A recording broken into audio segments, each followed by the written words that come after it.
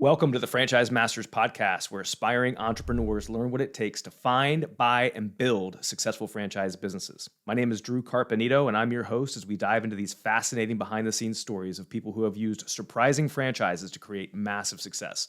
I'm glad you're here. Let's dig in.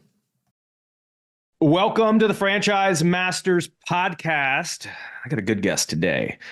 For all you roll-up bros, and I'm just kidding, that's what I call them. But anybody who's thinking about getting into franchising through acquisition and scaling and rolling things up, like this is going to be a juicy one. Connor Groce is joining me. Connor is a multi-brand, multi-unit franchisee, got in the game, has started to expand through acquisition, and very insightful, educated guy with a ton of experience. Connor, welcome to the podcast, my friend. Thanks, Drew. Looking forward to it. And he's got a really cool beard. I wish I could grow a beard. I can't grow a beard. It's my splotchy. Working on it. Yeah. We'll get there. So, man, like you and I had some good offline conversation. I think a lot of our philosophies are very well aligned, and how franchising can be amazing, but it's not all the sunshines and rainbows and stuff that you maybe see on the interwebs about, everything that's glorified. But, you're living and breathing a very interesting approach in franchising. But how'd you get into this game? Where'd you come from? What got you into the game? Tell us a little bit about you and your story.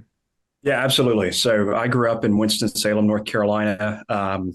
Went to the University of North Carolina in Chapel Hill. Was on a path to going to law school, was majoring in political science. That had always really been my thing, and happened to be working for John Smith, who's my uncle and has become a mentor to me in franchising. But he and his ownership group own several Club Pilates franchises in the Chapel Hill area, and so I was a freshman looking for a job, and got a job as a sales rep in their Pilates studio. And so got some initial exposure to franchising through that. I ended up partnering with John and Joe, one of his partners, the following year, and we opened up a home service franchise in Raleigh.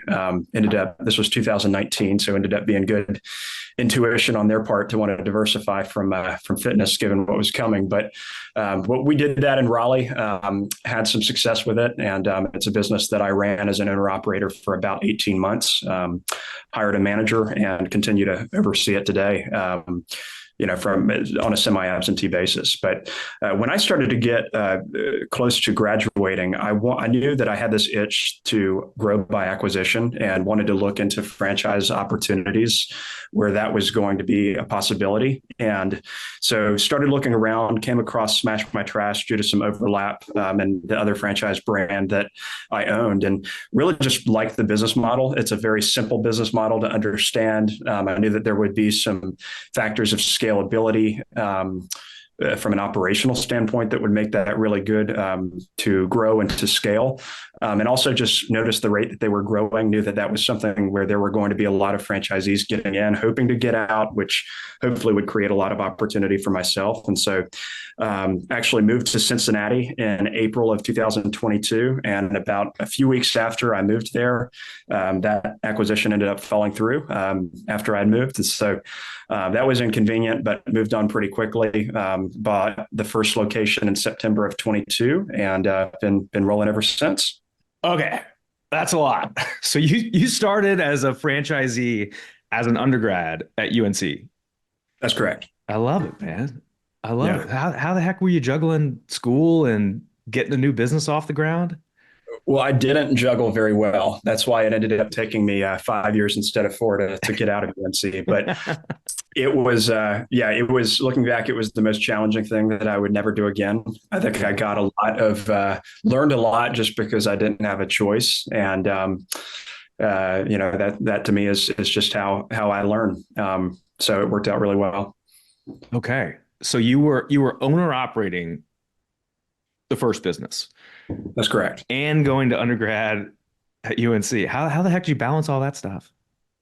Yeah, I mean, I really did not. Now turns out to be a blessing in disguise happened to be COVID, both because COVID was really good for the home service business. And keep in mind, so we launched in January of 2020. So I had 2 months Wow. of business exposure before COVID hit. So I don't have the same frame of reference that a lot of business owners do on pre-COVID and post-COVID, because really I've only known this world. But COVID was generous to the home service business, but also was generous to students because we got to do our classes from wherever we wanted to. And so, yeah, I would sit in our office at Shine and take my classes, and it somehow pulled it off. God, you're a COVID franchisee, baby. I love it. This is awesome. I didn't realize all this stuff. Holy moly. Okay. So you were birthed by fire in a pandemic. Get into it. When did this idea of like growing through like what you're talking about with Smash My Trash, which for a little bit of context, Smash My Trash was one of these franchise systems that I think you mentioned it offline, like explosive growth from a couple franchise locations, one corporate location in Houston, I think it was, that put out this juicy item 19, pretty unique business model. They literally smash trash in dumpsters. And you can talk a little bit more about it, but like unique business model, unique thing, 500 franchise units in 12 months. Was it something like that? I think it ended up being over 700 territories sold during that entire period of I believe, 3 years. Holy moly. Yep. So where did this whole idea come from of, and not to mention you moved to Cincinnati for a deal with Smash My Trash and it fell through? That's correct. So, fortunately, I was single with no kids, so it was just me and the dog. We loaded the sedan back up, put the dog in, and came back home for a couple months. But it was. So what happened with that deal? Do you mind me asking why it fell through? Yeah, absolutely. No, it's an interesting conversation for franchising because all three of the things that caused that one to fall apart were franchise specific. So the first thing was. Another franchisee had acquired an adjacent territory that was going to it was going to cut about 25 to 30% of monthly revenue with this particular location. So they were operating outside of their territory. They had a bunch of clients outside. Okay, got it. Correct. So, and in a business like Smash My Trash, where the fixed costs are so high relative to the relative costs, when you're cutting 20 to 30% of revenue, you're really cutting like 70 or 80% of EBITDA, which obviously was going to make things very tight. Smash My Trash at the time was operating on a certain development schedule where you had to buy a certain number of trucks within a certain period of time. That was something that, being an outsider, I wasn't privy to. And this franchisee was behind on their delivery schedule. So we were going to have to immediately buy another truck, which is almost $300K.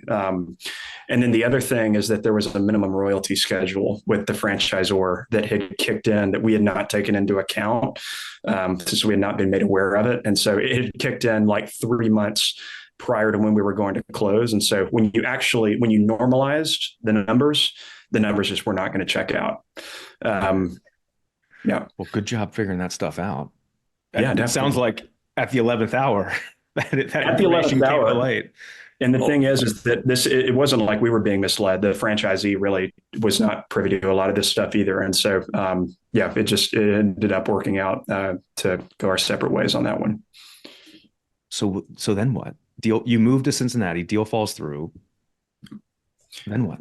Yeah, so I had already started to kind of build what the pipeline of potential acquisition opportunities that I may have wanted to move on. And so, I just moved on to the next one. Ended up being a better deal all in all because this franchise in Cincinnati was very lean. It was not necessarily owner operated, but it was run with adjacencies to a bunch of other businesses that the owner was involved in. And so the location in Indiana, the first location that I bought, what was nice about it is it really did have a pretty nicely built out team that has now been able to participate in the operations of multiple franchises. And so it wasn't necessarily where I wanted to live, but I was definitely willing to make that sacrifice in the short term for just what all in all, like I said, was a better opportunity. Got it. Okay.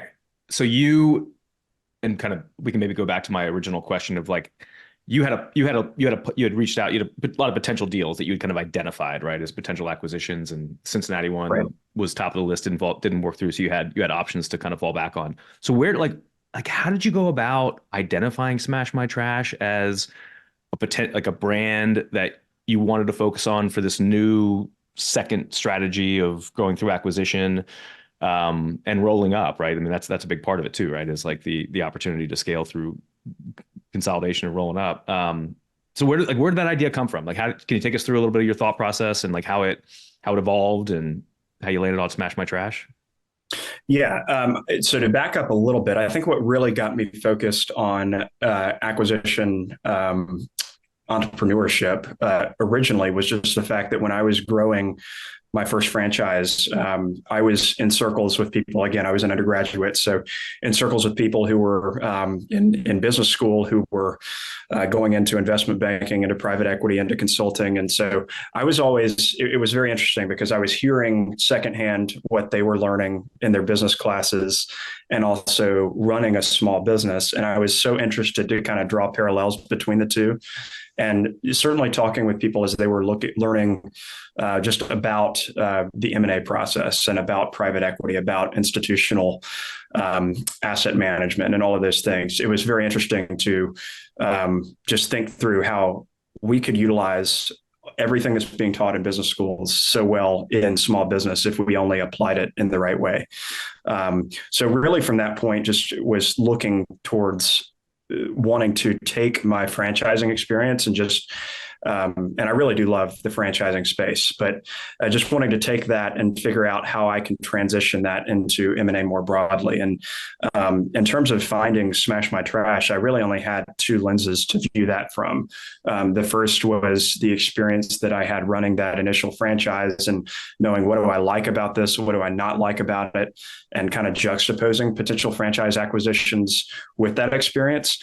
And then the second is just understanding what's going on in the industry, understanding, which brands are selling, and kind of putting my own spin on perhaps why they're selling and how that can materialize for current and potential franchisees moving forward. And so in the case of Smash My Trash, it just so happened to align in that I love the business model, but also really loved how quickly they were growing and understanding there are going to be a lot of people who get into this and whether they just decide, hey, this isn't for me, or whether the business has kind of run its course and they're just ready to move on.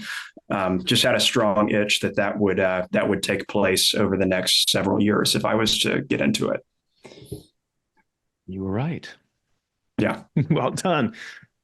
Yeah. Yeah. I think, you and I have talked a little bit about, just that when a franchise system grows that fast by that much, like, there's unfortunate carnage that happens. And, I don't exactly know why companies feel like they need to grow that fast or whatever it is, but sometimes they just catch a wave and they just go with it. And franchisees, like prospective franchisees, feel like they've got to get on the wave or they're going to miss out on something. There's a little bit of FOMO, but maybe they don't do their full blown due diligence in terms of what it takes to operate this thing and make it successful. And the franchise company has just embraced, a rapid expansion strategy, and the consequences that kind of come with that are that there will likely be some. So you kind of had a little bit of an inside, you had some insider information from, I would imagine John was also helping feed you some information, huh? Certainly, and I would echo the point that you just made about franchisees having FOMO too, because that's certainly been something that I've just been able to pick up on, being in proximity to a lot of franchisees who are really smart and who I agree with how they view a lot of things. But I really try not to get too caught up into the FOMO, gold rush land grab type of situations. I think that in business in general, but particularly in franchising, opportunity is not a pie where if somebody else gets it, there's somehow less for you. There are infinite opportunities out there. And I know that I would rather miss one without locking myself into obligations that maybe I didn't understand, than to take an opportunity opportunity and basically have gambled some of the other upside that I would have had having not had that opportunity to do so. So anyway, I think that when you look at franchise brands that perhaps have grown in a less than responsible manner, what we'll call it, I just wanted to call that out. I think that it really doesn't all fall on the franchisor. I think that as franchisees in aggregate, we all need to do a better job of holding franchisors to a higher standard of accountability and to holding opportunities to a higher standard of diligence. Yeah, no doubt about it. And it's always tough, like when there's not a lot of franchisees in an emerging system that's growing rapidly, like there's just not a lot of baseline validation to tap into to kind of truly get like the from the trenches perspective. But it's interesting, like we're talking about, not every franchise that has explosive growth creates opportunities for distressed acquisitions, because Club Pilates, which John owns, right? Like you're very close to, like you can't get into that system. Like I've tried finding people come to me. They're like, dude, can you help me find some Club Pilates to buy? And I'm like, you can't, they're not for sale. Like it's not happening. The only people buying Club Pilates are other Club Pilates franchisees. It's very hard to get into that system. And they had a pretty steep trajectory of growth when they hit their stride. So it's not every franchise necessarily, just to provide some context for everybody, but the diligence is a big piece of it. But I think an interesting thing is like you had a baseline of experience to kind of like say, okay, hey, I got in with Shine, burning the candle at both ends, finishing my undergraduate degree, getting a business off the ground, running it. What were some of the things that you looked back on and were like, okay, this is like for what I want from maybe a characteristic or an aspect perspective, these are some of the things that I ideally would want in my next venture, knowing what I know now? Yeah. So a couple things. I definitely would look closely at the industry and look closely at what just other players, whether it's in the franchise space, like other franchise brands in the industry, or just the industry at large, and use that as a barometer for what the scalability of this business is. There is not a national player in window cleaning, or there is not a national player in so many of these different opportunities. And some of that may just be a function of how the industry has evolved over time and that it hasn't consolidated yet. But there's also a function of when you have services that are very labor dependent and very reliant on the owner, there can be some kind of invisible ceilings for scalability in a business like that may be hard to identify from the inside. And so you take that and then you look at a business like trash, which is, very, it used to be fragmented and still is to some degree, but there's been a lot of scale, a lot of consolidation in that industry.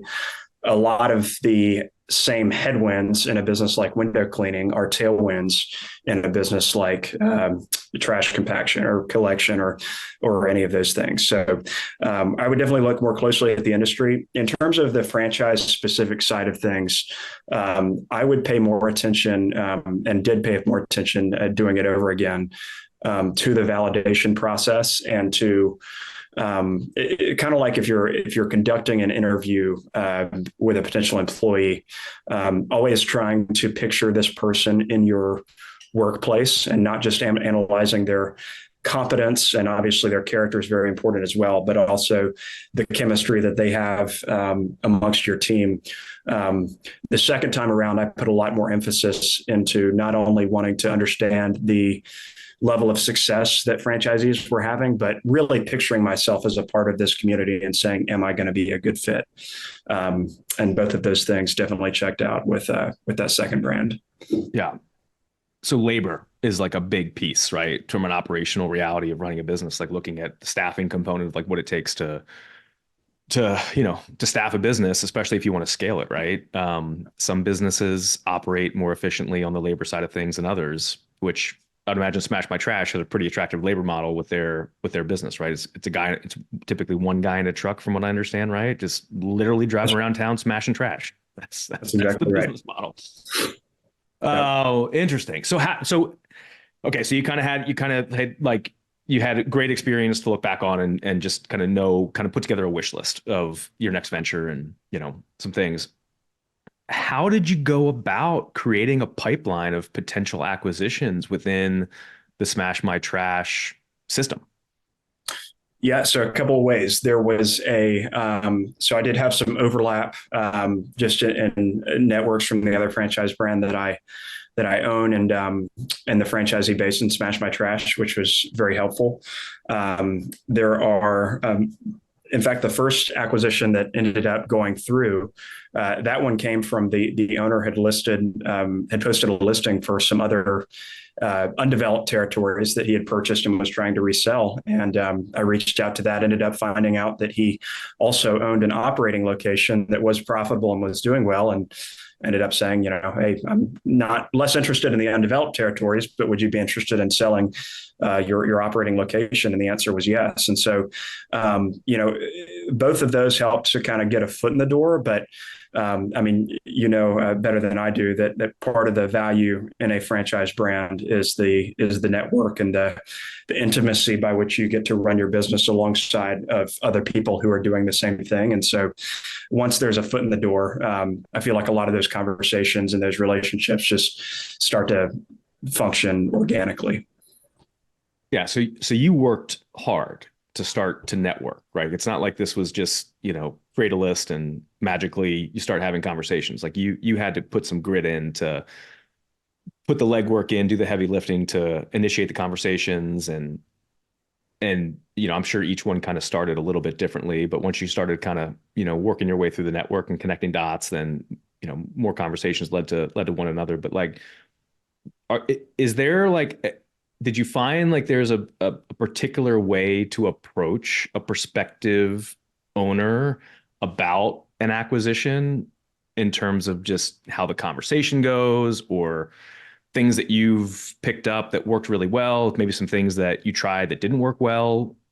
Any wisdom there around just like how to keep those conversations flowing? Yeah, definitely. I just, as standard practice, do not try to convince people to sell. I think that everybody's going to have to reach that conclusion on when the time is for them on their own. But if I'm having to convince somebody to sell, I know that it's going to be very challenging for us to ever align on price and terms. If I'm having to pull you one way to do that, and so really, I approach all of that just from wanting to connect with people more broadly, and particularly when you're in a franchise system. A lot of times, I just try to let the relationship develop through collaboration on different sharing best practices and just in getting to know them and their business and what's working and what's not working. And a lot of the conversations that are around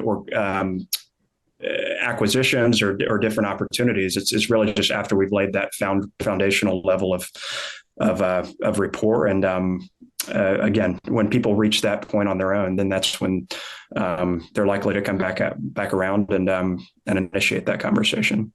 Yeah, I mean, it's a big decision for any seller to sell their business. Like it's not like it's just a car transaction where you just meet somebody over Facebook Marketplace or take it into a dealership and sell the deal. Like it's a dance, and it's a big decision. Like a lot of franchisees want to make sure that the business, the new buyer is going to carry on whatever legacy they may have, even if it was a short amount of time that they operated the business, and it's going to be in good hands. They're going to be successful and all that kind of stuff. So it's not like it's from the seller side, like it's not a quick deal. So for anybody who's, any franchisees out there listening to this who are thinking about selling for whatever reason, like this is not, there's not many Connors out there. Number one. Number two, like, it's a process, I guess is probably the best way to say it. But it's definitely, it's a process, and it's also a lot more qualitative than it is quantitative. I know I think I definitely overestimated the degree to which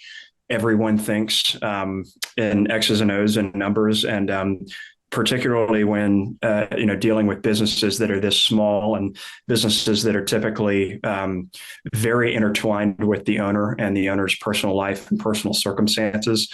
A lot of times, and myself included in this, the way that we view the business and the way that we view our future with the business is less defined by the business's financial performance, and a lot of times more defined by how our own personal circumstances align with the business to a greater degree than we may think. And there's nothing that you can do to change somebody's personal circumstances, and so that's where I try not to sweat that.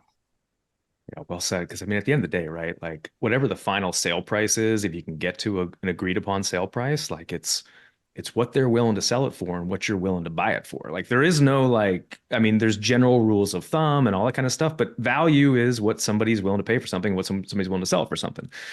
And there a lot of times, like especially like if it's maybe a franchise got into an explosive growth system, FOMO, and they get into like, holy shit, like this isn't, I don't want to do this. There's the a lot of times you might see some value placed on the potential that the business has, right? So like when you were negotiating your deals, like was your valuation close to what was being asked by the seller, or was there some negotiations that had to happen? Yeah. So in all of the, and I have not bought any franchises that were truly distressed. I mean, certainly there were some that were under potential and there were some issues, but I mean, they've all been profitable. They've all been bought for a multiple of earnings that, is pretty standard in small business acquisitions. I think that in some of the distressed opportunities, or I'd say more distressed, even if they're still profitable, the big thing that, and kind of speaks to what you were talking about, I think just a minute ago, the big thing that can be challenging there is that when you have a franchise brand that's growing very rapidly, you have so many people that have come into this system who have invested a certain amount of money that everybody can pretty much guess how much it is to start something new with no revenue, no cash flow either. And so that kind of becomes the standard of, okay, if I've gotten something that has revenue and maybe has a little bit of cash flow, then I'm taking that initial investment and marking it up. And that's just not really how the broader M&A world or just business world in general works. It's very much what's the output of the business rather than the input. And that's something that I think is unique in franchising, in that we are so closely connected to what does this say in the item 7, and that becomes our 0, and that it doesn't work both ways. No, like what you just said is so important to look at for anybody looking at any kind of starting a new franchise, because like what is the equity creation opportunity, right? In a business, like if you have to spend a bunch of money to open a location and it's only going to cash flow on average X amount, like what is that? What does the math look like on paper down the road if you ever wanted to exit it? You can kind of do some back of the napkin math to kind of figure that out, whether, you're going to get a big premium over what you initially invested in it or not. Yeah. Whereas like some of the lower investment franchises, they don't have a lot of overhead to start. Like on paper, I think they pencil out a little bit better if they've proven that it can scale, because you're just not into it for as much money to get it going. And you got to grow it with a lot of sweat equity, a lot of blood, sweat, and tears, but they might operate a little bit differently. But it's a big thing to look at, especially down the road when you're looking to exit. It definitely is. And it's another interesting kind of difference in a business like Smash versus, something in mobile services, in more of the traditional sense, is that, the trucks are really expensive, but it's a truck. If the business doesn't work or whatever, you still have a truck there that you may not be able to sell for exactly what you bought it for, but you're still going to be able to sell it and have something.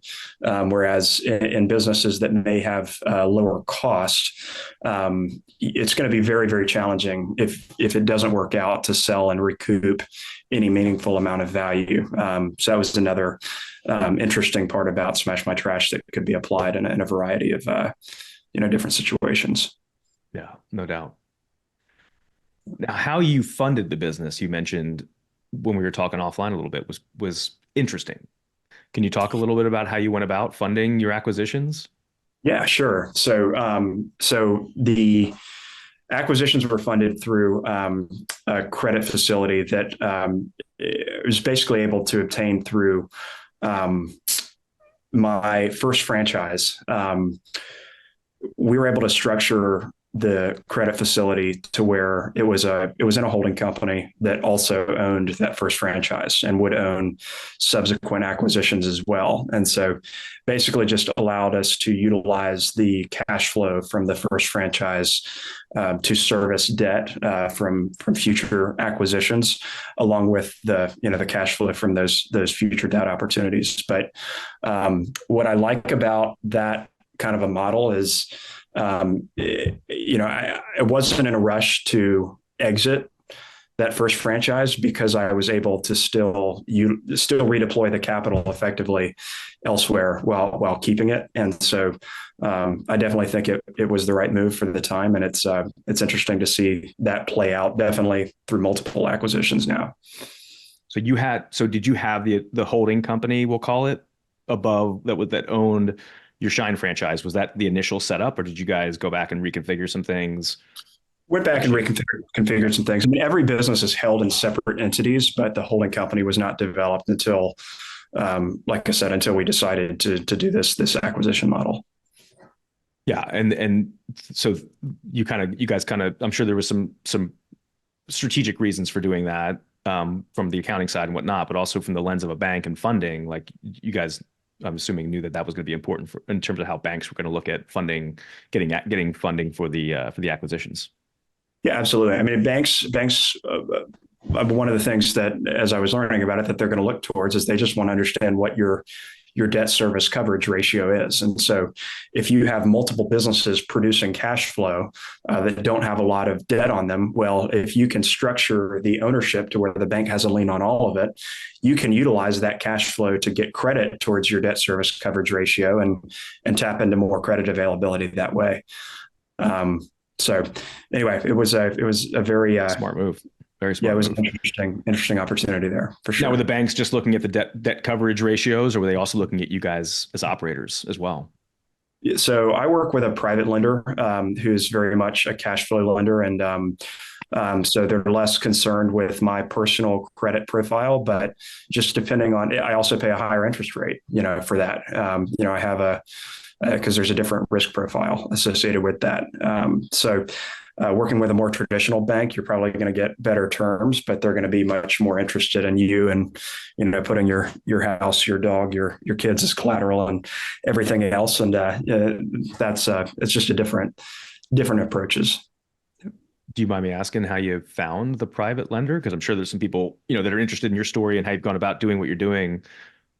Personal network or friend of a friend? Personal network. Personal network. I think that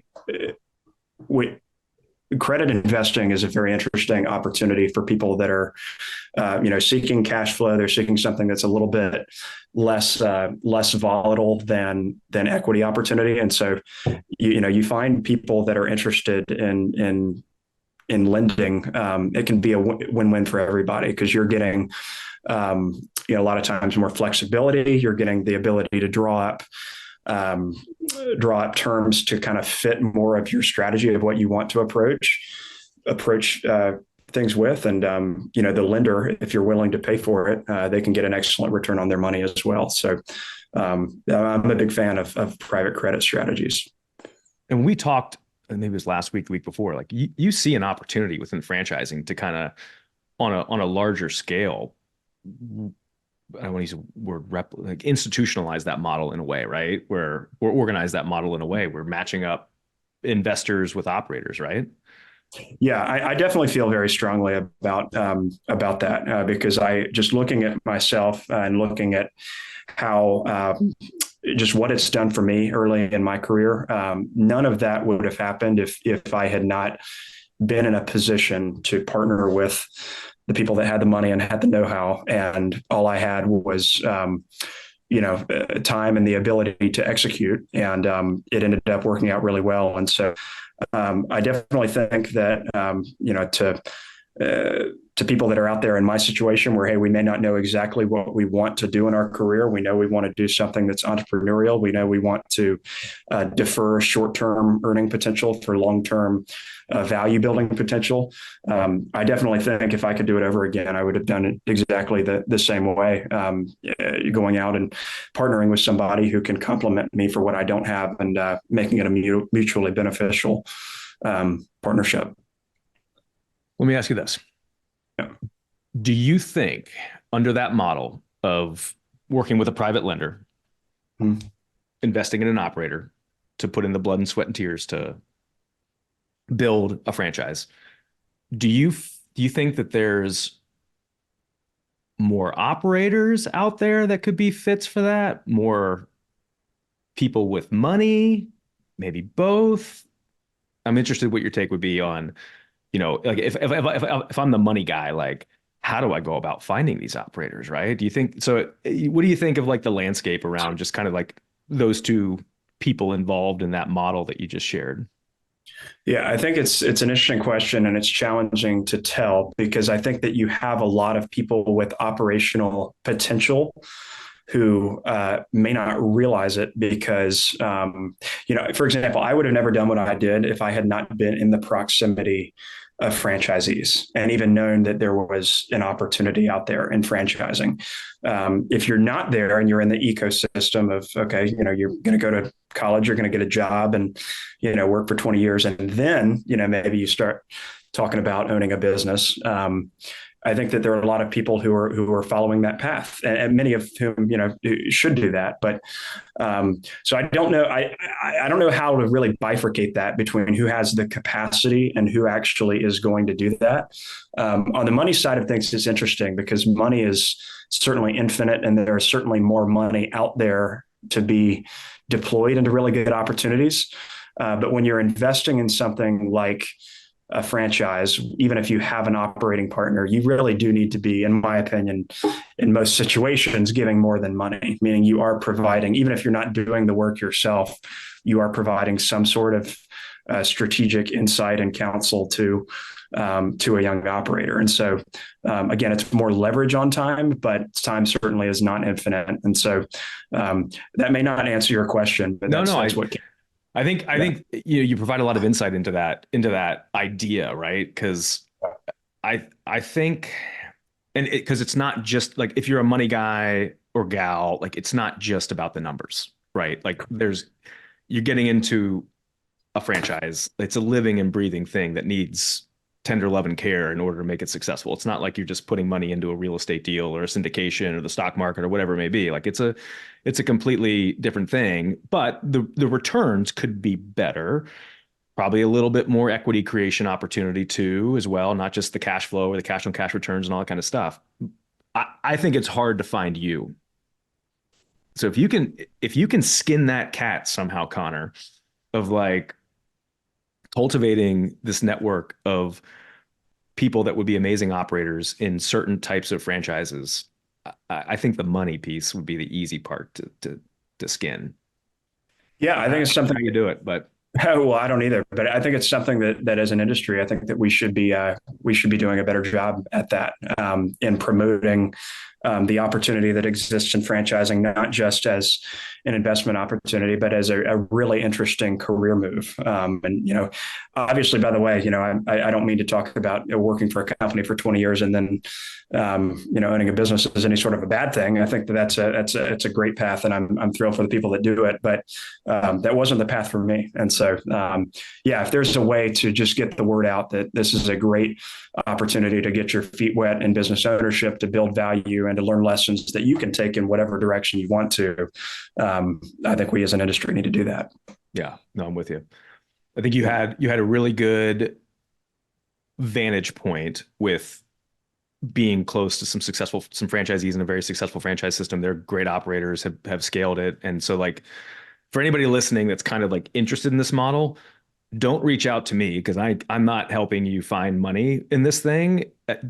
Maybe reach out to Connor. I'll let him answer that question. But like, I think if you take the elements of this thing, it's like, go find some mentors, right? That are already in the franchise space. And if it's not that typically, like once you start asking the question, like there's not that many degrees of separation towards getting connected with some successful multi-unit franchise owners who probably have capital ready. They're looking to diversify some investments. It's going to take some grit and some networking if you don't have those relationships open to you already, but it's very possible.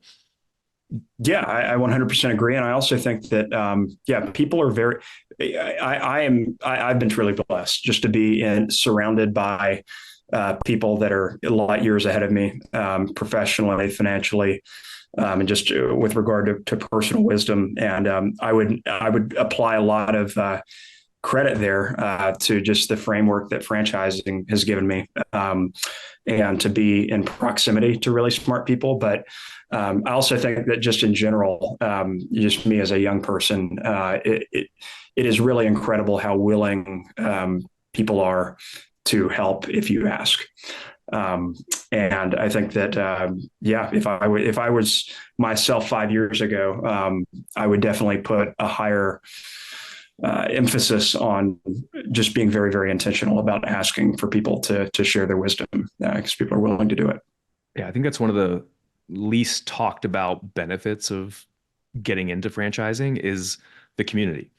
And there's the community within the franchise system that you're a part of with other franchisees who might be a couple of years ahead of you in terms of like how big of a business they've built. And if it's very wise to build relationships with those folks, and they're typically very willing to share. And not just franchisees within the same system, like franchisees of other systems that have been successful. Like if you ask, the franchise community is very willing to share and help.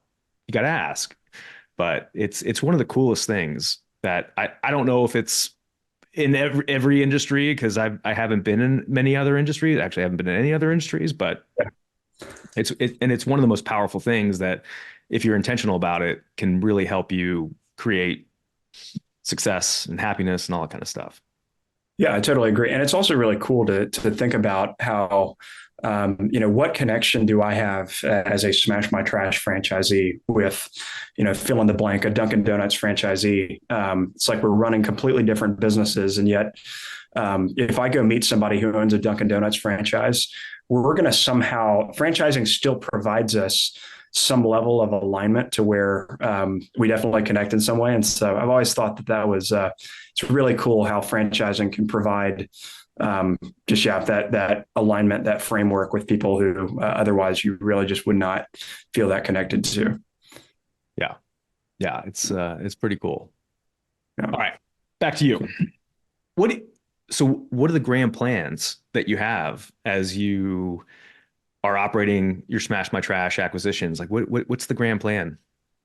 Yeah, it's a grand plan changes over time. So I can't tell you exactly what the grand plan is, but I know that, I view franchising as definitely my long-term professional home. I'm very excited to see what happens in the industry. And I'm always going to be looking for opportunities, both as a franchisee, which I plan to, I definitely view being a franchisee as my long-term, plan for wealth creation. I firmly believe that franchise ownership and entrepreneurship through acquisitions are some of the best opportunities that people have right now. And the interesting ways that franchising and acquisition entrepreneurship overlap, I think is really interesting as well. But yeah, for me personally, I'm also exploring.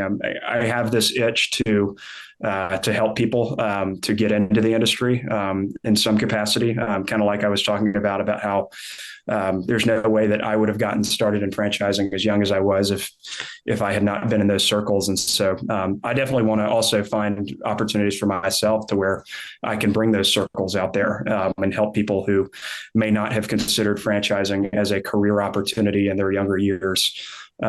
Just at the very least, put that on people's radar and let them make the decision for themselves. So we'll see what the grand plan is. I don't know, but you'll be the first to know once I do. Yeah, no, I mean, you nailed it, man. Like you took the road less traveled. made the decision as an undergrad, which, who knows what we want to do when we grow up, right? As an undergrad, right? But no, I think your story and like, I appreciate you coming on here and sharing it and being pretty candid about just the tactical aspects that have gone into it. I think you have an opportunity to impact a lot of people through that. I'm going to ask you this because